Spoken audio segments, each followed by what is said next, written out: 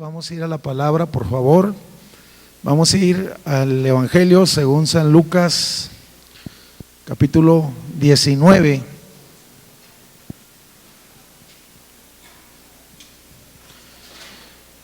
Capítulo 19, versículo 41. La Biblia solamente registra dos ocasiones donde Jesús llora. Lloró ante la tumba, por lo menos eso no quiere decir que fueron la única vez, pero está registrado solo en dos ocasiones, cuando está ante la tumba de Lázaro antes de resucitarlo, y en esta ocasión que está parado en el monte de los Olivos y la gente estaba celebrando porque Jesús, lo que se conoce como la entrada triunfal, la gente decía: Hosana al Hijo de David, bendito el que viene en el nombre del Señor, paz en el cielo y gloria en las alturas. Y por cierto que hubo allí como una controversia, y luego el Señor pues les dice a los que querían callar a los discípulos, les dijo: os digo que si estos se callan, dice, las piedras clamarán. Pero nada más quiero mencionar esto como el contexto de lo que yo quiero hablar. Dice el versículo 41: cuando llegó cerca de la ciudad, al verla, dice, lloró sobre ella. Y es interesante entender por qué lloró. Y él dice, diciendo: oh, si también tú conocieses, al menos en este tu día, lo que es para tu paz, mas ahora está encubierto de tus ojos. Podemos deducir algo, hermanos, que Jesús lloró porque el pueblo no supo el momento que estaba viviendo, no supo el tiempo de la visitación del Señor. Esta frase que Jesús dijo, yo la quisiera resumir en otra frase más sencilla: no captaste el momento de Dios. O sea, esa frase que aparece allá en el versículo 42, donde dice: si hubieras conocido al menos este tu día, yo la resumo: no captaste, Israel, el momento de Dios. El domingo pasado comencé con el tema captando el momento de Dios. Mencioné que en el griego hay dos palabras que se usan para describir el tiempo. Dije que existe una palabra que se escribe cronos. De esa palabra procede la palabra cronología, cuando estamos hablando del tiempo ordinario que marca las fechas o los sucesos. Yo no sé en qué año, en qué mes usted nació, pero hay una cronología, hay un tiempo en el que está marcado, y se puede decir que marca los sucesos y las fechas. Y hablando de los sucesos y las fechas, espero que no se le haya olvidado el cumpleaños de su esposa, si no va a tener un problema, y no soy profeta. Pero hay una segunda palabra que se usa también en el griego, y es la palabra kairos. Este es sinónimo de oportunidad, donde se nos presentan beneficios, donde Dios se manifiesta, donde se abren puertas que han estado cerradas por mucho tiempo, donde se tiene que aprovechar ese tiempo específico. Quisiera decirle que Dios tiene el control tanto en el cronos de nuestra vida, pero Dios se manifiesta en los kairos de nuestra vida. Se lo voy a decir de otras palabras: Dios tiene el control en los sucesos cotidianos de la vida, pero Dios se manifiesta en los sucesos extraordinarios y en las oportunidades que vienen delante de nosotros. El domingo yo le recomiendo que vea, va a estar ya en la página. Creo que esta es como una segunda parte del mensaje del domingo. El domingo el tema es captando el momento de Dios, y hablaba yo acerca de que en la vida tenemos momentos que la vida nos ofrece y que debemos de tomarlos y que a lo mejor son únicos, pero que en la fe también existen momentos, oye, que debemos de captarlos. Y yo mencioné por lo menos 3 personajes, y mencioné el primero de un hombre que estaba condenado a muerte, aquel hombre que fue crucificado junto con Cristo y que captó el momento y supo que él era el Mesías, el Salvador, y fue salvo. También hablé de un enfermo que tenía 38 años, que se encuentra en Juan capítulo 5. Dice que había estado esperando el momento que descendiese un ángel y moviese las aguas de aquel estanque, porque él estaba esperando el momento de Dios, y llega Cristo y lo sana. Pudo capturar el momento de Dios. Hablé de otro personaje, de un campesino que se encontraba labrando sus tierras, se llamaba Eliseo, y que pasa Elías por ese lugar y le tiende el manto a manera de llamado, y él entendió y captó el momento de Dios, y luego lo siguió y se constituyó en un aprendiz, en un discípulo de profeta. Yo les decía el domingo que en la vida en ocasiones hay personas, como el caso de Eliseo, que tiene 2 oportunidades muy singulares, y en ocasiones nosotros, y por cierto que Eliseo las capturó, las 2 oportunidades que tuvo. La segunda oportunidad de Eliseo es cuando Elías iba a ser quitado, y él lo entendió, y que él pidió una doble porción del Espíritu Santo y que le fue concedido. Decía yo el domingo que en ocasiones hay personas que aprovechan una oportunidad, captan un momento de Dios, pero que en ocasiones por diferentes circunstancias y principalmente por no estar enfocados, oye, se pierden otras oportunidades que Dios trae. Quiero en esta noche entonces hablar acerca del peligro de no captar el momento de Dios en tu vida. Quisiera decirle que esto tiene implicaciones y consecuencias. No solo no se trata de perder una oportunidad.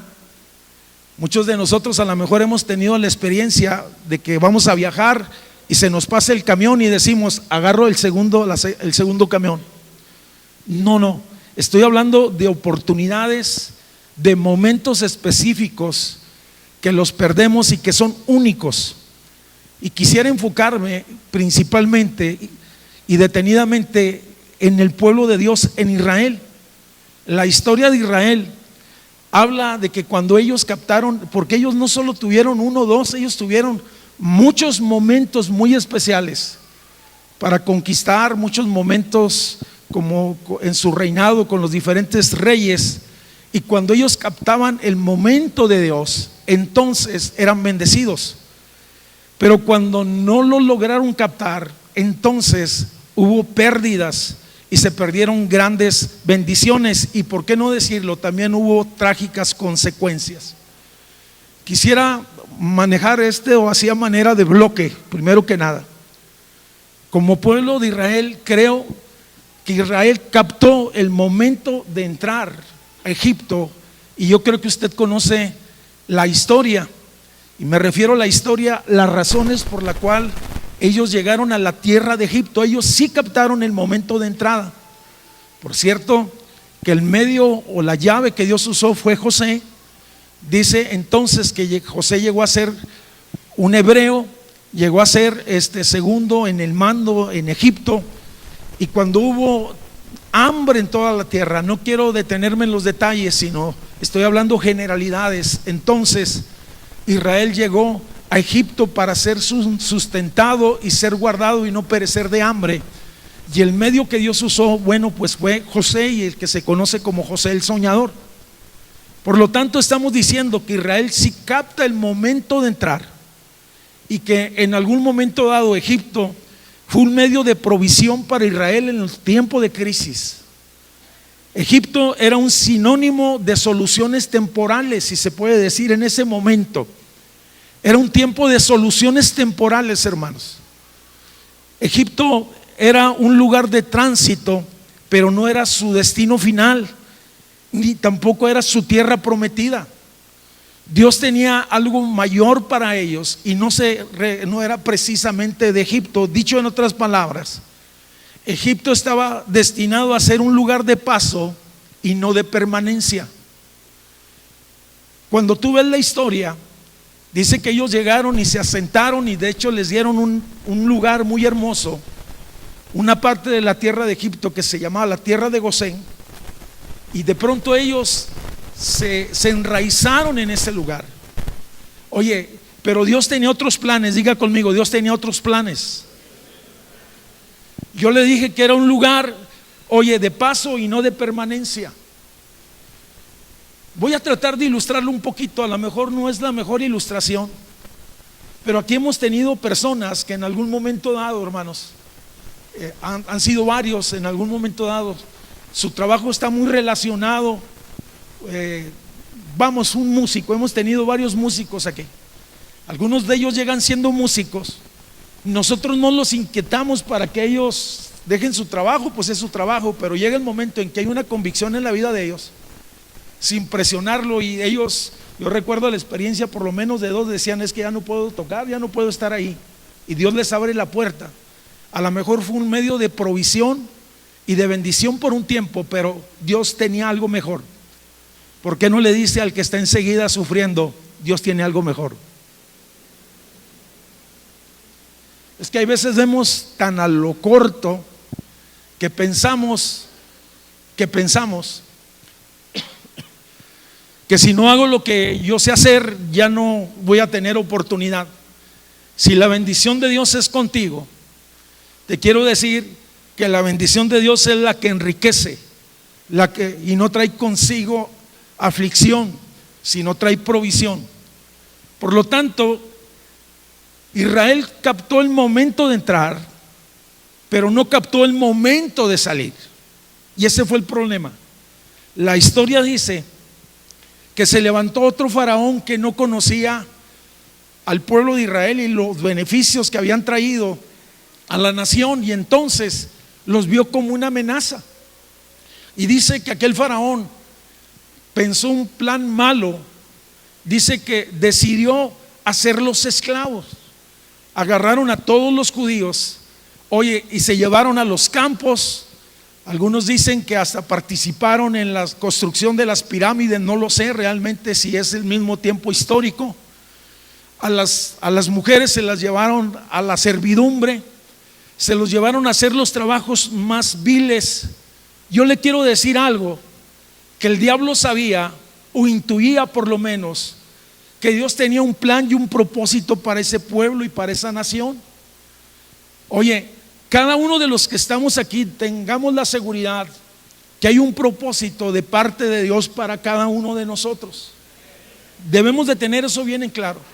Ahora, cuando Faraón agarra a todo ese grupo, a ese pueblo, al pueblo de Israel, y lo hace esclavos, la realidad espiritual era: número uno, robar su libertad; número dos, robar su identidad.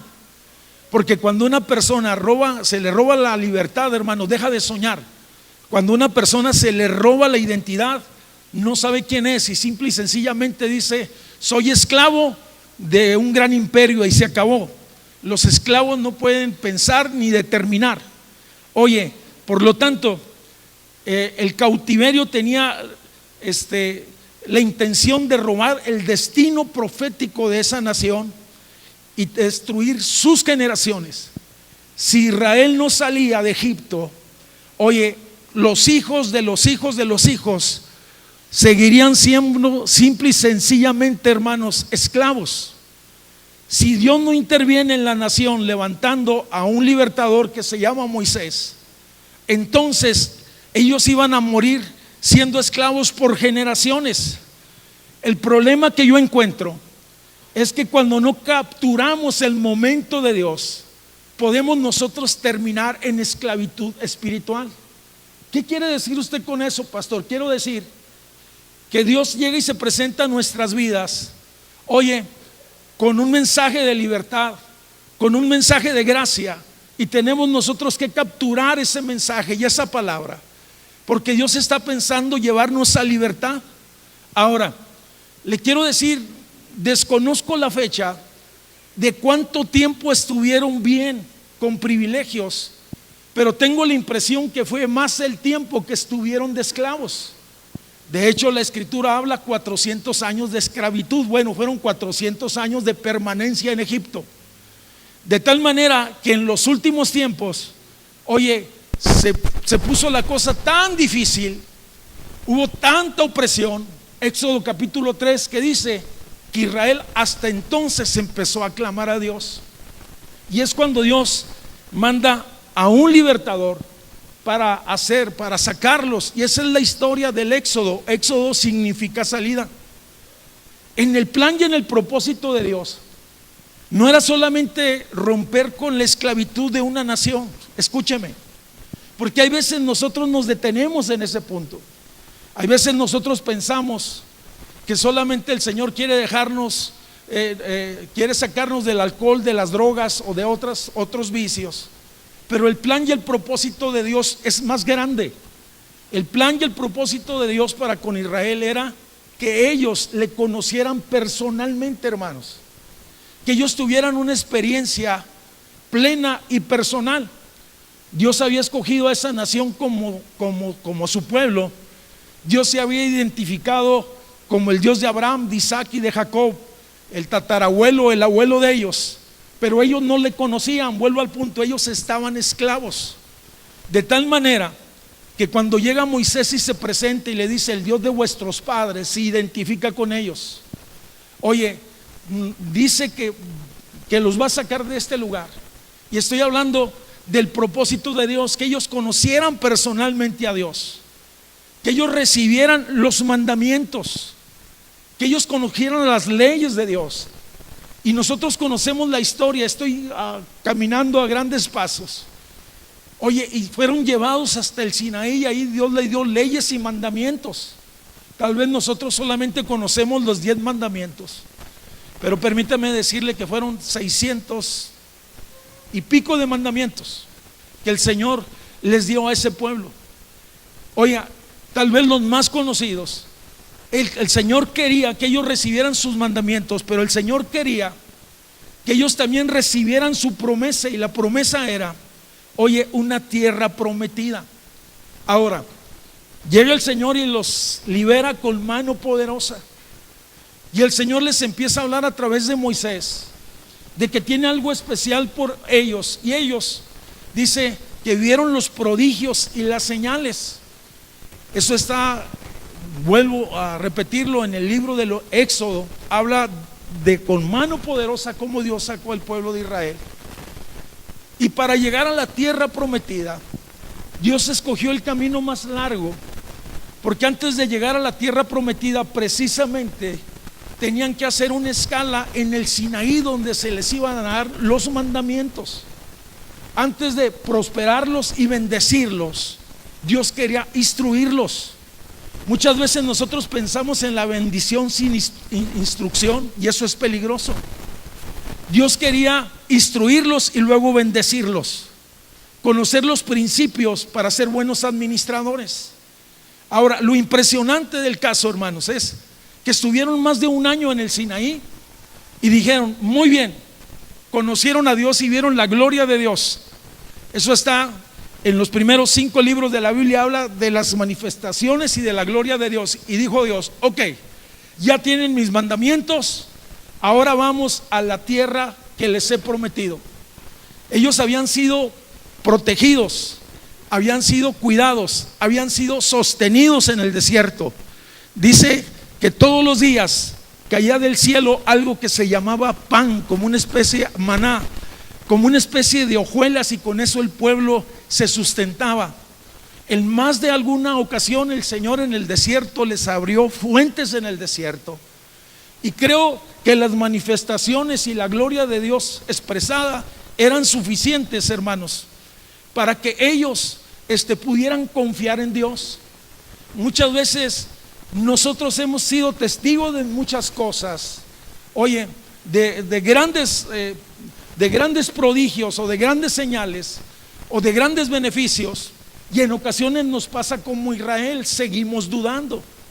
Fíjese que me llama la atención que el desierto simple y sencillamente, oye, era un lugar de formación. Para llegar a la tierra prometida tenían que cruzar un desierto. El desierto era un lugar de formación y de instrucción. Vuelvo a repetirlo, así como Egipto era un lugar de paso, el desierto también era un lugar de paso y no de permanencia. Dios nunca pensó que su pueblo viviera en el desierto. Me llama la atención que hay cristianos que en ocasiones están viviendo por largos periodos en el desierto. Es más, se lo voy a decir en otras palabras para que me entienda. Hay cristianos que en ocasiones, hermanos, se la pasan de crisis en… ¿Cómo sabe usted eso? Hay cristianos que se la pasan de crisis en crisis. Crisis económicas, crisis morales, crisis financieras. Oiga, y debe uno de preguntarse seriamente qué está pasando. El plan y el propósito de Dios no es que se quedaran en el desierto porque había una tierra prometida. Yo le quiero decir que comer maná no era malo, pero había una tierra que fluía leche y miel. Dígale al que está enseguida: está siendo sustentado por Dios, pero vas a ser bendecido por Dios. Ahora, si eres fiel. Sí, porque bueno, ahí lo dejamos. El punto es, hermanos, que ellos llegaron a las fronteras, si se puede decir, de la tierra prometida. Mandaron a gente para que inspeccionaran la tierra. Esto está registrado en el libro de Números, capítulo 13, versículo 33. Fíjese qué impresionantes. Fueron y recorrieron la tierra. Dice entonces que los que fueron llegaron con un informe. 2 de ellos, el informe era positivo y decían: la tierra fluye leche y miel, la tierra es buena. Pero 10 de ellos, habían sido 12 en total, regresaban con un mensaje, hermanos, negativo, y decían: ciertamente la tierra es buena, pero la tierra está fortificada, ahí hay gigantes. Dice el versículo 33, ellos decían en su reporte hacia todo el pueblo, y decía: vimos ahí gigantes, los hijos de Anac, raza de los gigantes, y éramos nosotros a nuestro parecer como chapulines.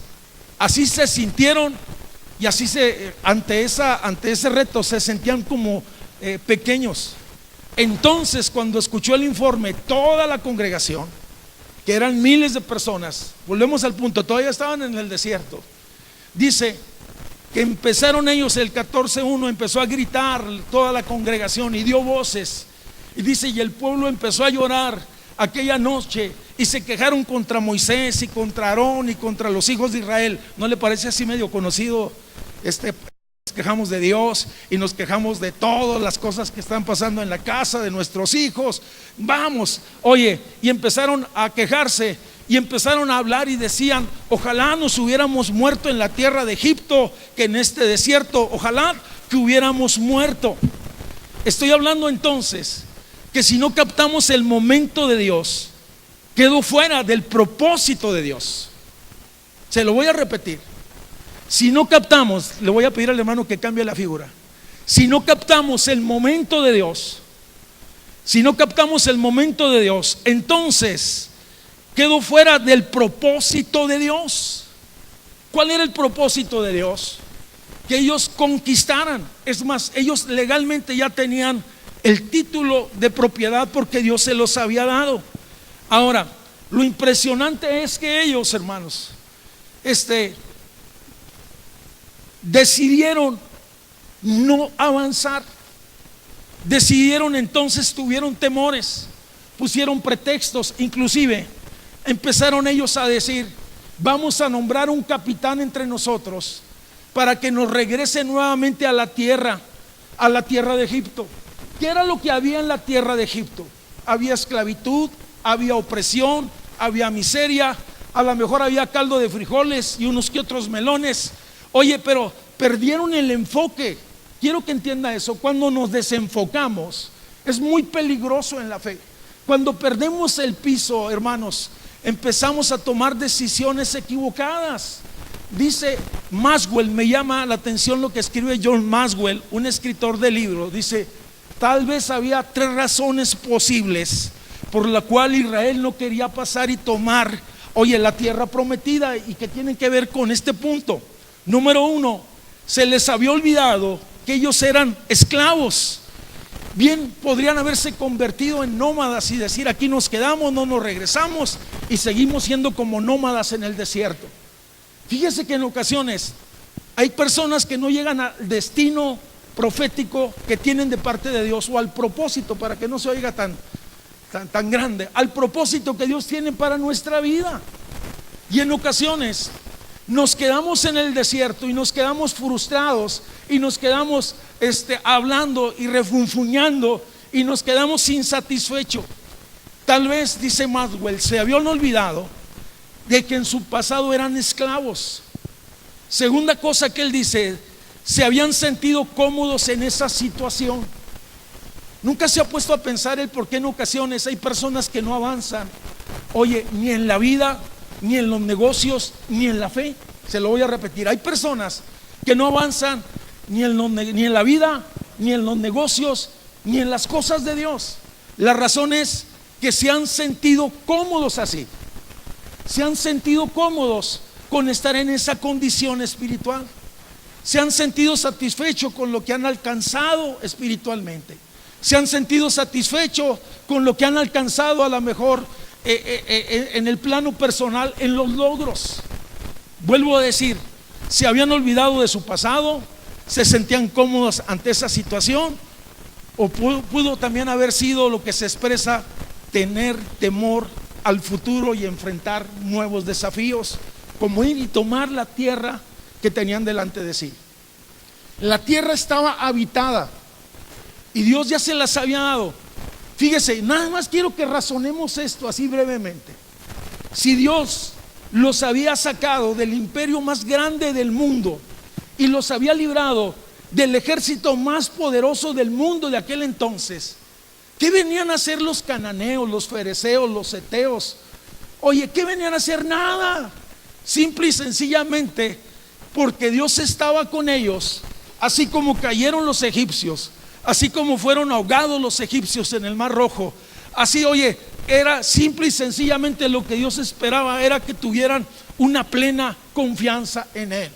En ocasiones, hermanos, no captamos el momento de Dios porque estamos llenos de temores. Y se lo voy a repetir esto: no captamos el momento de Dios porque hay tanta inseguridad en nuestra vida y no nos atrevemos a avanzar más allá. San Pablo decía en Filipenses capítulo 3 versículo 11: olvidando lo que queda atrás, y habla de no estar satisfecho con la condición en la que estoy. Y me extiendo hacia olvidando lo que queda atrás y me extiendo hacia lo que está adelante. Qué impresionante es esto. Tal vez Israel, perdió esa gran oportunidad, y el resultado, hermanos, es por cuanto no quisieron captar el momento que Dios les decía que fueran a tomar la tierra prometida. Entonces duraron 40 años en el desierto. 40 años en el desierto. Por cierto que es impresionante. El pasaje tiene muchas implicaciones. Permítame decirle que no solamente fue el hecho de no querer entrar, sino la conducta que tenían. Es impresionante la conducta de Israel en el desierto. Se manifestó todas las cosas, las rencillas, la queja, todas las cosas se manifestó en el corazón de Israel, y Dios las vio. Simple y sencillamente, cuando dijeron no vamos, nos regresaron. Entonces el Señor dijo: ok, ustedes se van a quedar en el desierto. Mi pregunta es: ¿dónde estás? ¿Vas caminando? ¿Vas saliendo? ¿Estás estacionado? Mi pregunta es: ¿estás en Egipto? ¿Estás en el desierto? ¿O estás en las fronteras a punto de alcanzar el propósito de Dios? Yo quiero que meditemos un poquito sobre esto. No quiero que sea un mensaje que digan: ay, qué bonito. No. Estuvo interesante lo que el pastor habló. Creo que la verdad de Dios tiene que confrontarnos. Creo que la verdad de Dios tiene que ubicarnos. Creo que la verdad tiene que centrarnos, hermano. ¿Quiénes somos? ¿Qué queremos y hacia dónde vamos? Si no entendemos esto, entonces vamos a estar patinando en las arenas del desierto. Si no sabemos quiénes somos, si no sabemos cuál es nuestra identidad, si no conocemos el propósito de Dios para nuestra vida, entonces vamos a estar dando vueltas en el desierto. Dios no quiere eso. Dios quiere que su pueblo le conozca, le sirva con alegría. Oye, Dios quiere que su pueblo sea bendecido, que su pueblo sea salvo en todos los aspectos de la palabra, porque tenemos un Dios maravilloso, un Dios tierno, un Dios que protege, un Dios que cuida. Y yo te invito a que le des un fuerte aplauso a nuestro Dios. Sea su nombre glorificado.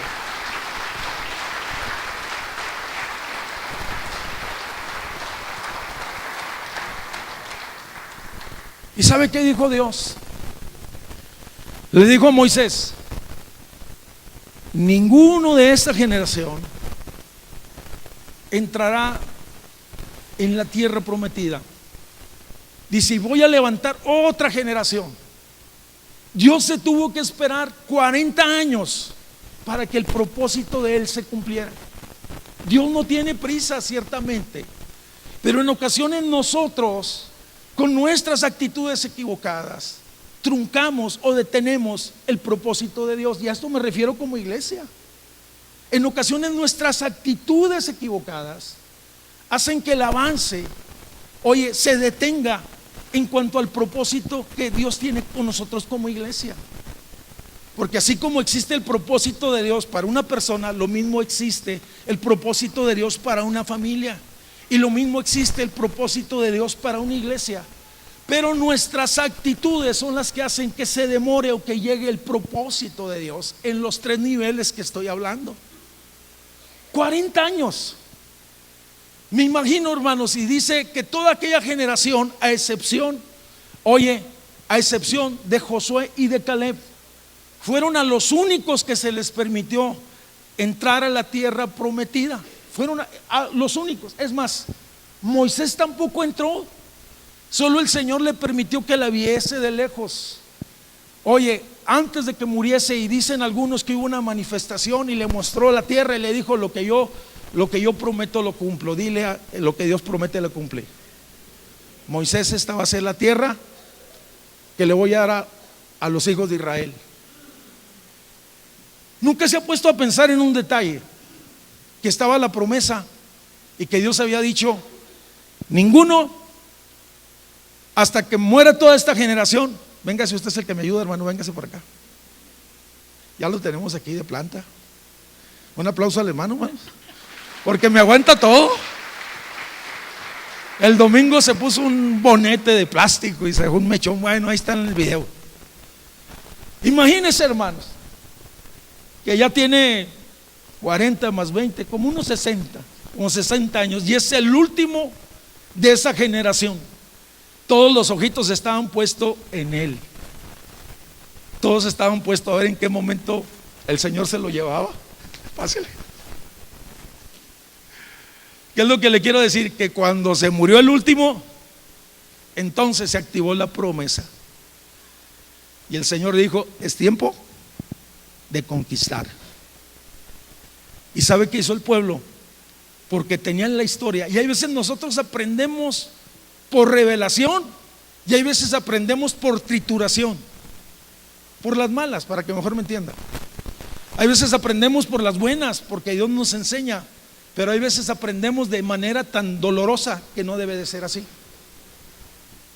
Dice entonces que dijeron: vamos, conquistemos. Y se levanta otra generación a ir a tomar la tierra, y Josué le toca repartir la tierra por heredad. Pero no solamente había la promesa de una tierra, escúcheme, porque esto es muy importante, tal vez lo más importante. No solamente existía la promesa de una tierra, sino que existía la promesa de un Mesías. Existía la promesa de un Mesías. Ciertamente hubo profetas, ciertamente, hubo gente, hubo jueces y profetas. Pero ellos, como tenían la palabra, entendían por la palabra que el Mesías había de venir. Podemos decir que ellos tenían la promesa que de ese pueblo, de la descendencia de David, nacería el Mesías. Ellos tenían los registros o la palabra, que la repetían sábado con sábado y decían: el Mesías ha de venir, así como nosotros decimos, Cristo viene pronto. A ver, dígale al que está enseguida, Cristo viene pronto. Pero hay veces no captamos ese momento. Hay veces no entendemos la magnitud de ese suceso. Pero quiero regresarme con los judíos. Tal vez ellos lo enseñaban y decían y hablaban en Isaías del siervo de Dios y los profetas. Oye, y los profetas hablaron, la mayoría de los libros del Antiguo Testamento de los profetas hablaban del Mesías, y ellos se sabían la historia, se sabían los pasajes, los repetían una y otra vez. Pero lo impresionante, hermanos, es más, que ellos transmitían esta verdad a la siguiente generación porque tenían la esperanza del Mesías que había de venir. Pero lo impresionante del pasaje, hermanos, es que cuando vino, ellos no le recibieron. Eso es lo que dice el Evangelio de Juan, capítulo 1, versículo 11. A los suyos vino y los suyos no le recibieron.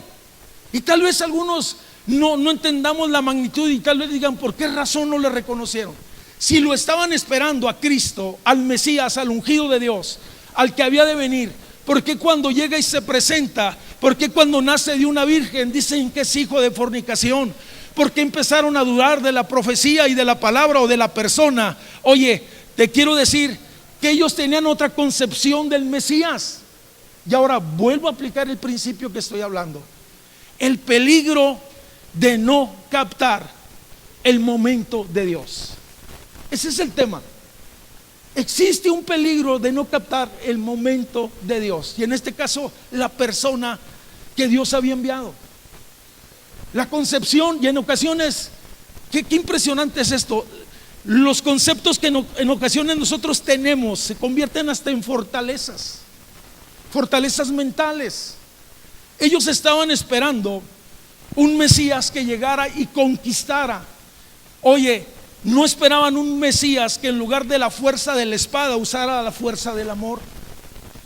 Ellos esperaban un Mesías que los librara del yugo romano porque estaban como esclavos o estaban siendo súbditos. Pero la verdad es que si el Hijo nos libertare, entonces seremos verdaderamente libres. Si Cristo nos libertare.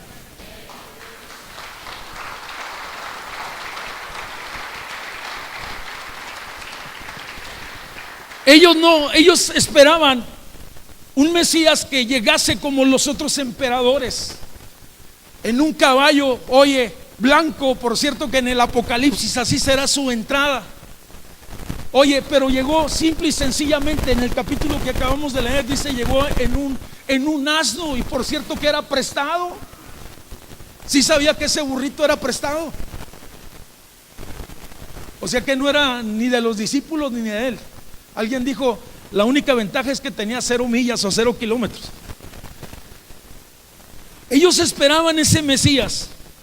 Ellos lo vieron muchas veces en la carpintería y lo menospreciaban y decían, es el hijo de José y de María. ¿Sabes cuál es la razón? Que sus ojos estaban cerrados. Ellos lo vieron en el Jordán relacionándose con un profeta medio curioso que se llamaba Juan, y decía, es de la línea de Juan. No entendían que Juan era el vocero de Dios, que Juan era una voz que clamaba en el desierto y que él preparó el camino del Mesías. No entendían porque sus conceptos religiosos estaban más arraigados que la revelación y que la verdad de Dios. Ellos vieron a Jesús según la carne, escúcheme, esto es importante, pero no lo vieron como lo que es, el Hijo del Dios viviente. Ellos vieron la humanidad de Cristo. Y en ocasiones nos puede pasar exactamente lo mismo. Nosotros podemos ver un Cristo crucificado y podemos decir, ¿de qué me puede ayudar un Cristo crucificado?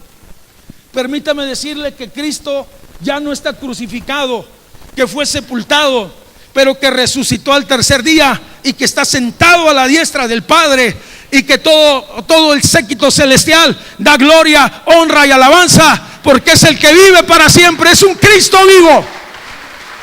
Es un Cristo vivo. La iglesia tiene un Cristo vivo. Si tienes problemas, tienes un Cristo vivo. Si estás enfermo, tienes un Cristo vivo que sana. Si estás en carencia, tienes un Cristo vivo que provee. Si Si estás sin tribulación, tienes un Cristo vivo que consuela. Si estás desconsolado, tienes un Cristo vivo que te abraza, que te sostiene en los momentos difíciles. Digo, la iglesia tiene un Cristo vivo.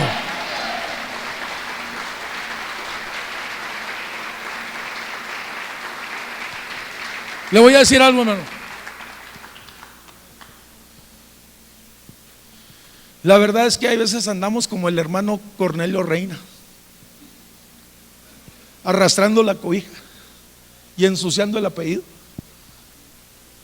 Tan tristes que se nos olvida. Por cierto, le voy a decir algo, Cornelio Reina era hijo de una hermana. Yo no sé si se convirtió, pero él tenía una canción que decía arrastrando la cobija. Y hay veces andamos muchos cristianos arrastrando la cobija, tan desolados, tan tristes, tan abatidos, peor que los caminantes de Maús, para que se oiga más bíblico.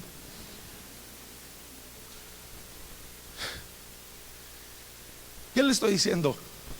Que se nos olvida que tenemos un Cristo vivo. Dígale al que está enseguida, nuestro Cristo está vivo.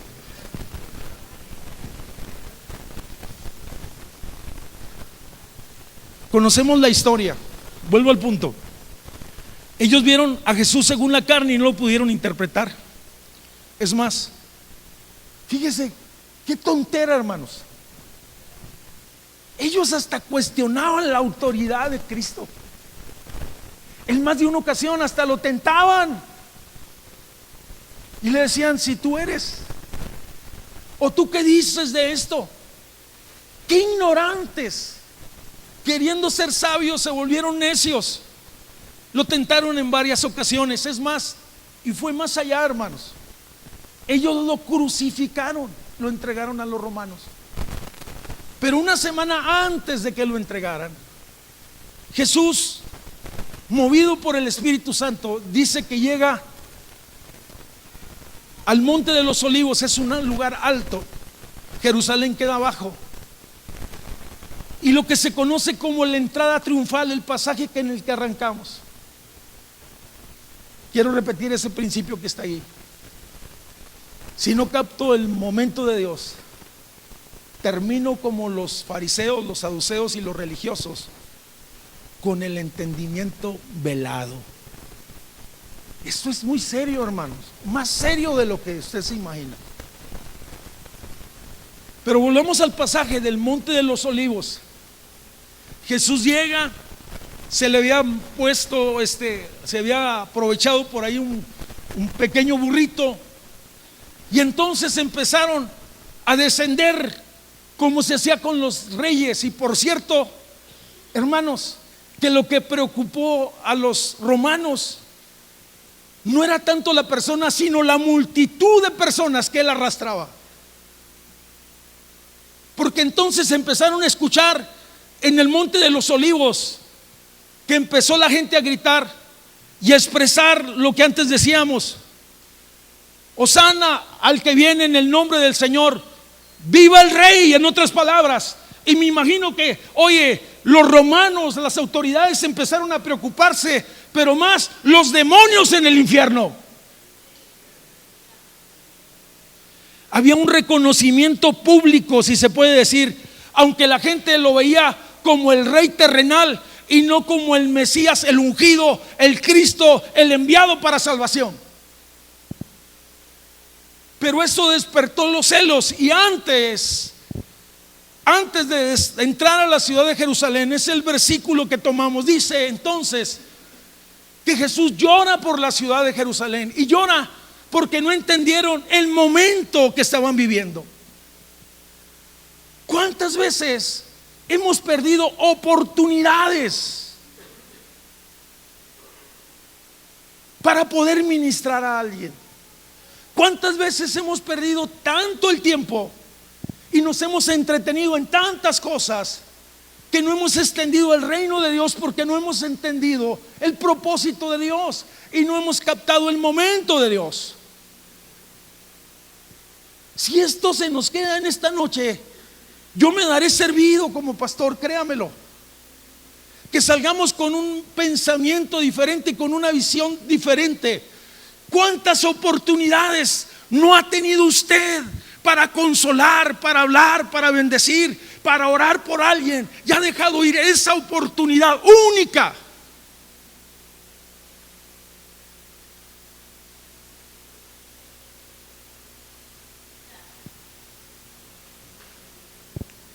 Esta tarde fui a platicar con un muchacho, un señor nuevo en las cosas de Dios, que tiene un gimnasio. Y él vio tanta necesidad en las personas que iban ahí, en los hombres que iban ahí, que decidió entonces invitar a los más necesitados y decirles: vente, vamos a tener un momento de relax. Y empezó a tocar la guitarra y empezó a cantar, porque no sabe ni predicar. Y Dios empezó a hacer algo. Nosotros que tenemos a veces tanto conocimiento, hermano, hemos dejado ir tantas oportunidades. Nosotros que estamos puestos en esta ciudad, porque Dios nos lo ha dicho como algo especial, hemos dejado ir tantas oportunidades. Híjole, hay tantas cosas que decir. Pero el punto es, hermanos, el punto aquí es que ellos no entendieron y no captaron. Dice: si también tú hubieses conocido al menos tu día. Y empieza a decir el problema o las consecuencias de no haber conocido la visitación o el tiempo de la venida, de la visitación de parte de Cristo, o captar el momento de Dios. Y él empieza a decir algunas cosas y solamente las voy a resumir.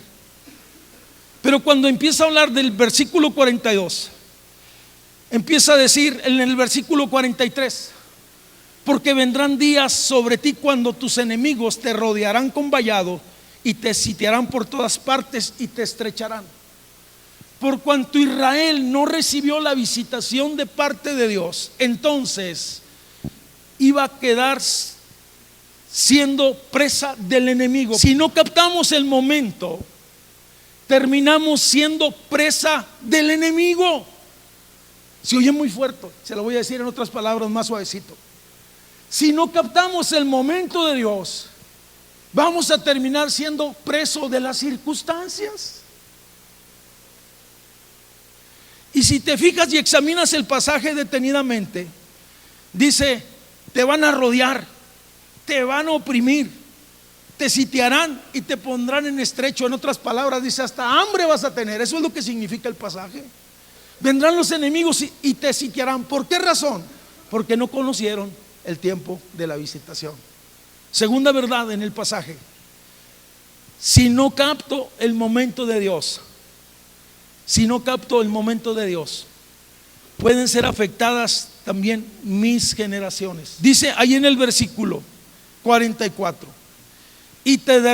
se refiere a Israel, dice: y te derribarán a tierra y a tus hijos y dentro de ti, y no dejarán piedra sobre piedra. Pero fíjese lo que está diciendo: y te derribarán a tierra y a tus hijos dentro de la ciudad y dentro de tu casa. En otras palabras, estaba diciendo: porque Israel no captó, el momento de Dios, entonces sus generaciones van a ser afectadas. Si yo no capto el propósito de Dios y el momento de Dios para mi vida, mis generaciones van a ser afectadas, hermanos. Si yo no me conduzco como debo de conducirme dentro de la casa de Dios, entonces mis generaciones van a ser afectadas. Esto es muy serio. Y si seguimos leyendo, hay otra tercera verdad que es impresionante. Si no capto el momento de Dios, ahí mismo en el 43, y te sitiarán. En el 44 dice: y te derribarán a tierra y a tus hijos dentro de ti. Dice: y no dejarán en ti piedra sobre piedra. Y luego dice: por cuanto no conociste el día de tu visitación. O sea, está diciendo: por cuanto no entendiste el día de salvación, por cuanto no entendiste el día de promoción, por cuanto no entendiste, a Israel se refiere al día de la visitación, de aceptarlo a Él como Rey y Señor de mi vida. Muchas veces en las iglesias tenemos muchos simpatizantes, pero poca gente, muchos simpatizantes, pero poca gente que ha hecho un compromiso firme con Dios y decir: quiero ser un discípulo tuyo, Señor. Que estamos más casados con el mundo que ligados a Cristo. Yo he venido hablando, empecé hablando el domingo pasado acerca de captar el momento de Dios, que te salva, que te levanta, que te sana, que te da una doble porción. Pero en esta noche consideré igual de importante hablar el aspecto de no entender el momento y captar el momento de Dios, y que hemos perdido las expectativas en la fe, y que necesitamos nosotros hacer un alto y un examen de nosotros mismos. Israel como nación, hermanos, le salió muy caro no poder captar. Le costó estar 400 años de esclavitud en Egipto. Le costó estar, hermanos, 40 años más en el desierto. Le costó estar también una gran cantidad de años, porque así como lo dijo Cristo, exactamente así sucedió. 70 años después, hermanos, oye, o 40 años después de que Cristo parte, en el año 70, llega un general romano, sitia la ciudad, oye, y no queda piedra sobre piedra de la ciudad de Jerusalén, y principalmente del templo. Dicen que fue con tanta violencia lo que sucedió, que se encontraron a kilómetros parte de las piedras del templo. Era tanta la hazaña del adversario. Fíjese qué impresionante es esto. Si tan solamente, volvemos al punto, hubieran entendido el día de la visitación, si tan solamente hubieran captado el momento y decir: esto es mío y yo lo recibo. ¿Quiere ponerse de pie, por favor? Hermano, yo le quiero decir que no estoy enojado, Sí, porque a veces dice: no, el pastor está enojado. No, yo estoy preocupado, que es diferente. Mi obligación como pastor es predicar toda la verdad de Dios. Toda. Y necesitamos hablar toda la verdad de Dios. Si estamos aquí, necesitamos ser capacitados, entrenados para dar fruto, y que ese fruto permanezca. Ese es el plan y el propósito de Dios. No estamos aquí para entretener a nadie, sino para edificar en la fe. De tal manera que cuando se presente, porque la semana pasada dijimos, Eclesiastés capítulo 9, versículo 11, que tiempos y ocasiones a todos se les da. Eclesiastés capítulo 3, versículo 1 dice: todo tiene su tiempo debajo del sol. Todo. Y va a llegar un tiempo en el que nosotros podemos capturar, avanzar, bendecir, hacer algo en esta hora. Padre, yo te agradezco esta palabra que primeramente ha hablado a mi corazón. Gracias, que me hace que mis ojos estén alertas, que mi espíritu esté, Señor, despierto, que pueda tener. Nos presentamos como iglesia. Levanta tus manos ahí un momento. Señor, no queremos perder ese tiempo. No queremos, Señor, ser entretenidos en cosas que no avanzan en el reino tuyo. No queremos ser desviados fuera del propósito tuyo, Señor.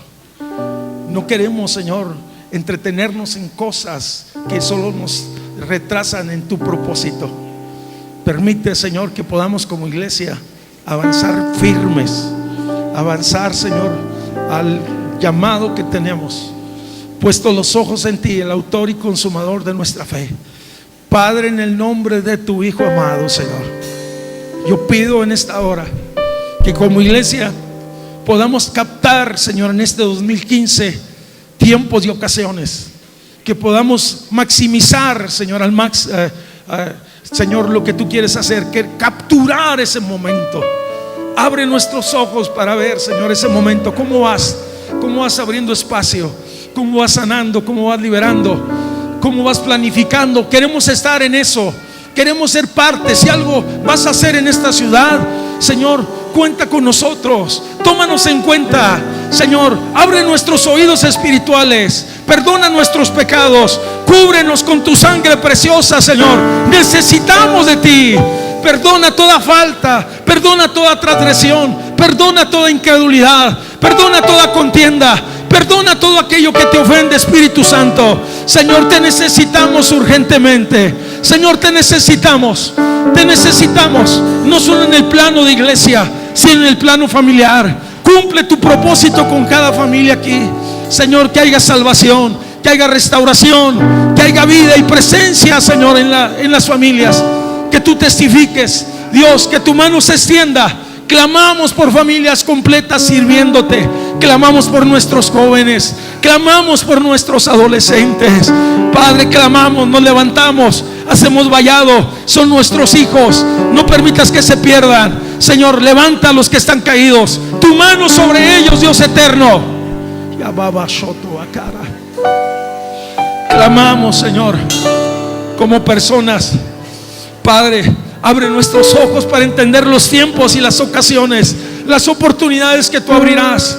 Que podamos avanzar, que podamos levantarnos, salir de ese desierto espiritual y avanzar, Señor, al propósito tuyo. Tú eres, Señor,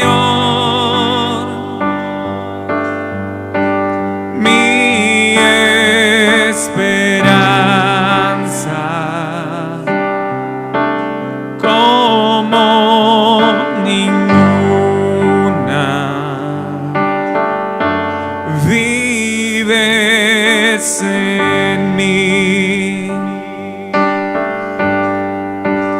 gracias que me levanto, nombre que me restauró, ha sido fiel, ha sido fiel.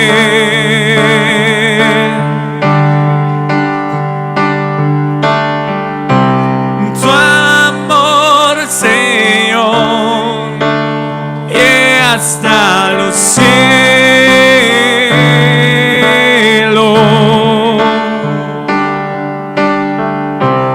tu fidelidad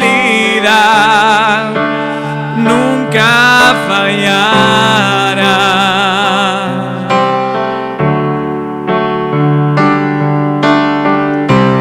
Tu amor, Señor, y hasta los cielos.